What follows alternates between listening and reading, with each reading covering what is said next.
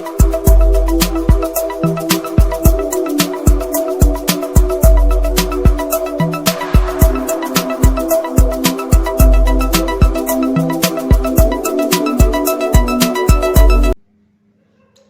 साथियों, अंकगणित के भाग 2 में आज हम पढ़ेंगे रोमन संख्याएं।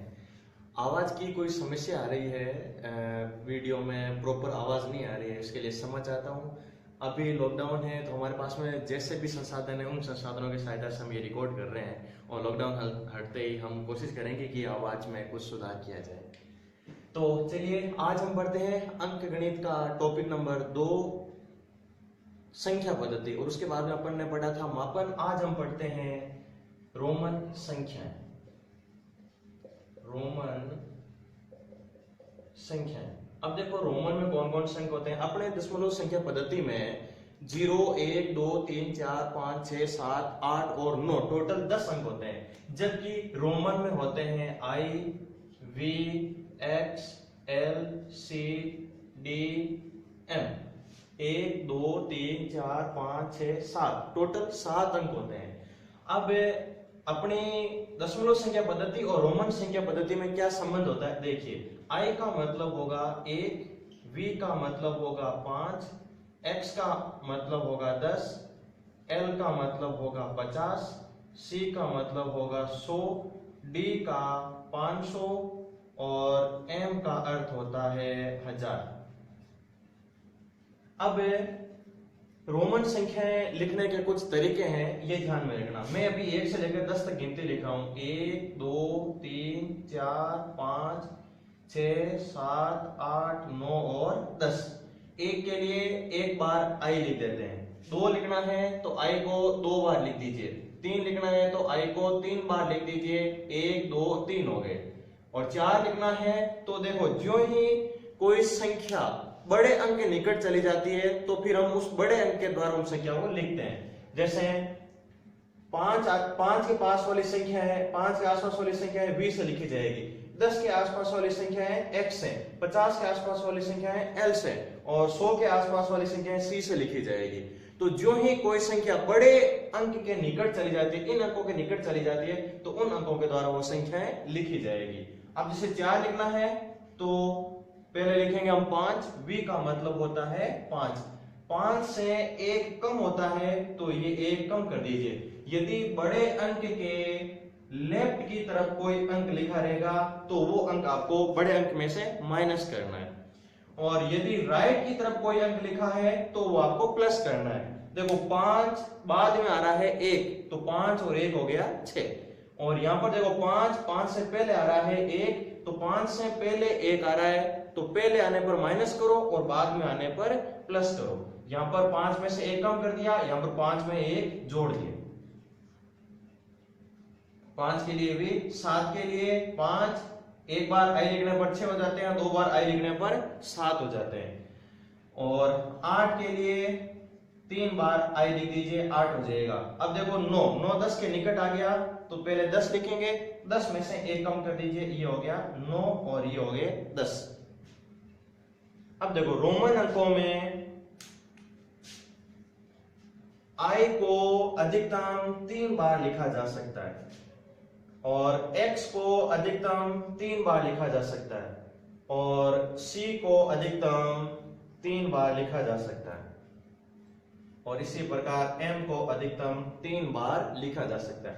देखो I एक साथ अधिकतम 3 बार आ रहा है, ऐसे ही X अधिकतम एक साथ 3 बार आ सकता है, जबकि V है वो अधिकतम एक साथ 1 बार ही लिखा जाएगा। ऐसे V भी ऐसे कभी नहीं लिखा जाएगा।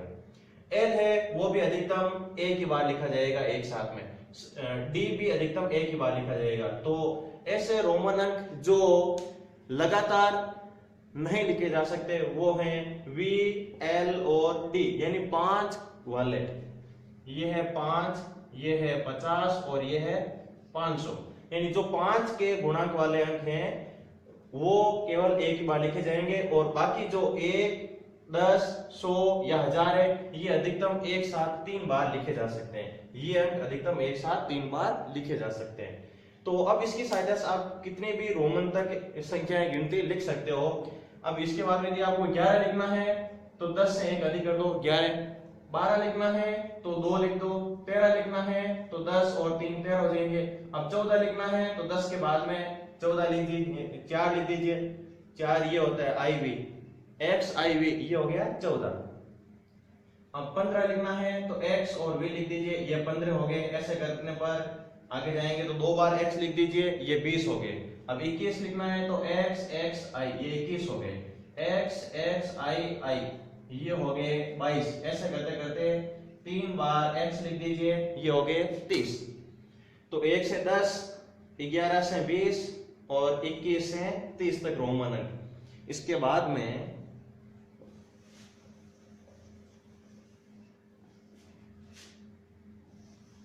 इसके बाद वाले रोमन अंक देखिए। अब यदि आपको लिखना है 31 तो X X X 10 20 30 और 1 ये हो गया 31। 1 का मतलब यहाँ पर I लिखा है मैंने, 10 20 30 और 2 बार I लिख दीजिए, ये हो गए 32। ऐसे करते करते जो ही आप 39 पे आओगे तो 10 20 30 और ये हो गए 9। 30 से 9 अधिक, इधर वाले अंक हैं अधिक, इधर वाले अंकों को जोड़ना होता है और इधर वाले अंकों को कम करना होता है। तो 10 20 30, 30 के बाद में 9 आ रहा है तो 30 और 9 39 हो गए। अब आपको यदि 40 लिखना है तो 40 देखो 50 के निकट आ गया है, तो आप लिखिए पहले 50 और 50 से 10 कम कर दीजिए। इधर लिखा अंक तो आपको कम करना है, तो 50 से 10 कम कर दिए, ये हो गए 40। अब 41 लिखना है तो XL I ये 41 हो गए। ऐसे करते ये 40 हो गया। फिर 51 लिखना है तो L और I ये 51 हो गए, L I ये 52 हो गए, L I ये 53 हो गए। ऐसे ही LX ये हो गए 60। फिर LXX आने पर ये हो गए 70, LXXX ये हो गए 80। फिर 81 से लेकर आप 90 तक लिख सकते हो। जैसे आपको 89 लिखना है तो 89 कैसे लिखेंगे हम? 89 लिखेंगे हम 50 60 70 80 और 80 के बाद में 9, ये हो गया 80 के बाद में 9, 50 30 और 9 ये हो गया 89। अब यदि आपको 90 लिखना है तो 90 देखिए किसके निकट आ गया है? 100 के निकट आ गया है। 90 100 के निकट आ गया है तो हम 90 को लिखेंगे C से 10 कम, HC। ये C बड़ा अंक है, X छोटा अंक है। तो बड़े इधर वाला यदि कोई अंक आ जाता है छोटा तो उसको कम करते हैं, तो 100 में से 10 कम कर दिए तो हो जाएंगे 90। अब 91 लिखना है तो 91 कैसे लिखेंगे? XCI ये 91 हो जाएगा। 92 लिखना है तो XCII ये हो गए 92। ऐसे ही करके 100 और आगे हम गिनती लिख सकते हैं। तो ये है इस प्रकार से रोमन में गिनती। आगे जाकर हम 400 के पास हम पहुंचेंगे तो 400 को हम कैसे लिखेंगे? देखो 500 को कैसे किससे लिखते हैं? D से। ये हो गया D और इससे पहले लगा दीजिए C। तो C का मतलब 100 और D का मतलब 500। 100 छोटा है और 500 बड़ा है। बड़े अंक से लेफ्ट में कोई अंक आ जाता है तो वो माइनस होता है और राइट में कोई अंक आता है तो प्लस होता है। तो D यानी 500 में से C यानी 100 कम करना है, तो 500 में से 100 कम कर दिए तो ये हो गया 400। तो CD का मतलब 400 और CDI लिख दिया तो ये हो गए 401। फिर लिख दिया अपन ने CDII तो ये हो गए 402। ऐसे करके आगे आप 500 तक लिख सकते हो, 1000 तक आगे भी आप गिनती लिख सकते हो। तो इस प्रकार से आप रोमन में गिनती लिख सकते हो। अब अपनी भारतीय पद्धति में एक संख्या ऐसी रह गई है जो रोमन में आप नहीं लिख सकते, वो है 0। देखो रोमन में 0 के लिए कोई भी अंक नहीं है। आप पूरी पूरी गिनती रोमन में लिख सकते हो, 1 से लेकर आगे कितनी भी संख्या रोमन में लिख सकते हो, लेकिन आप 0 को रोमन में नहीं लिख सकते। और उसके बाद में 0 का आविष्कार हुआ। आविष्कार होने के बाद में ये इतने सर्वमान्य, भारतीय पद्धति इतनी सर्वमान्य हो गई कि ये पूरे विदेशों तक फैल गई और ये काफी कठिन भी रहती थी। देखो अब 89 लिखना है, 89 में अपने तो 2 ही अंक आ रहे हैं, 2 ही अक्षर आ रहे हैं, जबकि उनके देखो 1 2 3 4 5 6 अक्षर आ रहे हैं। अपने संख्याएं बड़ी होती है, संख्याओं का मान बढ़ता है तो संख्याओं की मात्रा भी बढ़ जाती है। जैसे 400 है तो बड़ा हो गया और 4 है तो छोटा ही है। अब रोमन में देखिए, रोमन में 4 को हम लिखेंगे IB 2 अक्षरों के द्वारा और 400 को भी हम 2 अक्षरों के द्वारा लिख रहे हैं।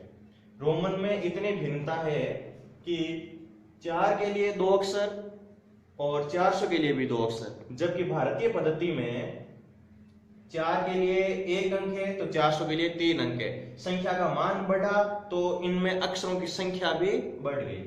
तो ये इस प्रकार से हैं रोमन संख्याएं। आप इसकी सहायता से आप सारी रोमन संख्याएं याद रख सकते हो, और कभी कहीं पर कोई रोमन संख्या लिख रखी है तो आप आसानी से याद भी कर सकते हो। Thank you.